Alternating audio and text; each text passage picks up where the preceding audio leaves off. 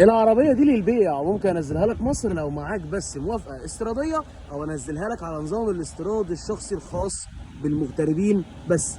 بي واي دي سونج بلس موديل 2025، السمارت درايف والاوتو بارك والجاد اي، اعلى فئه بتمشي 605 كيلو في الشحنه الواحده. تعال بقى نشوف الاوبشن والجمال بتاعها. مبدئيا عندك الرادار الامامي، كاميرات 360، عندك الحساسات الاماميه، الاضاءه فول ماتريكس ال اي دي، الجنوط السبور التو تون مقاس 19، عندك كاميرا 2 3، وعندك 3 كاميرات هنا، والكاميرا اللي تحتهم اللي بتصور منها الطريق. عندك طبعا نظام البلايند سبوت، عندك الكيليس انتري، الازاز الجانبي والخلفي العربيه بيكونوا فاميه، وعندك ادي كاميرا وادي كاميرا والحساسات الخلفيه، وشنطه العربيه طبعا كهرباء، وادي مساحه الشنطه بكل العده، وكمان هنا الشاحن بتاع المنزل.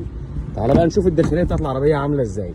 ادي شكل الفرش بتاع البيبان، وعندك هنا فرش الكنبه الخلفيه، عندك هنا الفتحات تكييف، شاحن يو اس بي عادي وتايب سي، فتحه سقف بانوراما كبيره بتتفتح، نظام البلايند سبوت اللي موجود في المرايات، وادي التحكمات بتاعه الازاز والمرايات.